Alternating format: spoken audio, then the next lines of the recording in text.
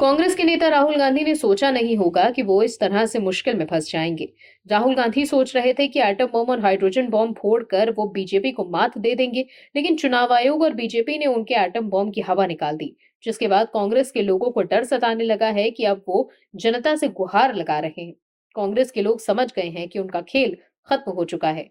बिहार में यात्रा निकालकर राहुल गांधी सोच रहे थे कि वो बीजेपी को पटखनी दे देंगे, लेकिन उनका दांव उल्टा पड़ गया। बिहार में राहुल गांधी की वोटर अधिकार यात्रा 16 दिन तक चली और अब खत्म हो चुकी है। वैसे तो इस यात्रा का मकसद बिहार विधानसभा चुनाव से पहले वोट चोरी का मुद्दा उठाकर जनता का समर्थन हासिल करना और इंडी गठबंधन को मजबूत करना था, लेकिन नतीजा इसका उल्टा रहा। इस यात्रा की अगुवाई करने वाली कांग्रेस पार्टी न तो जनता का भरोसा जीत पाई, न ही गठबंधन के भीतर एकजुटता दिखा पाई।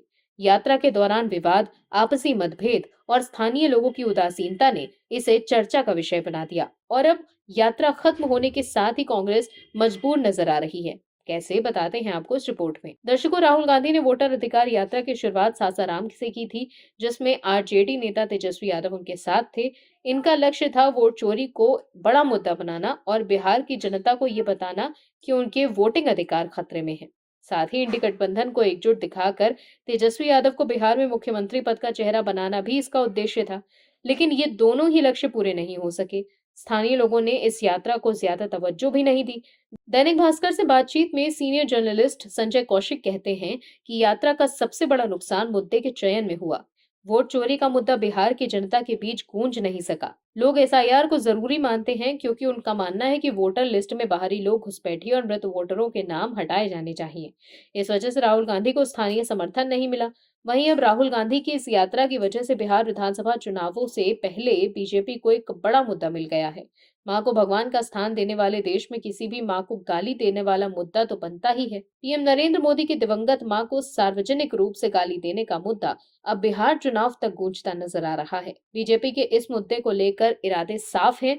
बिहार और बिहार के बाहर लगातार बीजेपी नेता इस मुद्दे पर बने हुए हैं। रोज कोई ना कोई कांग्रेस पर भड़कता है। पीएम मोदी ने कहा कि मां के अपमान के लिए मैं राजद कांग्रेस को क्षमा कर सकता हूं, लेकिन बिहार की जनता कभी माफ नहीं करेगी। पीएम मोदी के बयान के बाद एनडीए के महिला ब्रिगेड ने भी मोर्चा खोल दिया। 4 सितंबर को बिहार बंद का ऐलान कर दिया गया। वहीं राहुल गांधी, तेजस्वी यादव, मुकेश सहनी और मोहम्मद रिजवी के खिलाफ मानहानि का परिवाद पत्र दायर किया गया है। दर्शकों, कांग्रेस से ऐसी गलतियां होती रही हैं और बीजेपी ऐसे मुद्दों को पकड़ने और फिर उसे बड़े मंच पर ले जाने में काफी अनुभवी है। बीजेपी जानती है कि विपक्ष की किस भूल को कितना बड़ा मुद्दा बनाया जा सकता है, कैसे इससे वोटरों की भावनाओं को अपने पक्ष में किया जा सकता है। पीएम की मां को गाली देकर महागठबंधन फंस गया है। राहुल गांधी अपनी वोटर अधिकार यात्रा के दौरान इसे लेकर सफाई भी दे चुके हैं, लेकिन बीजेपी इसे बड़ा मुद्दा बनाती नजर आ रही है।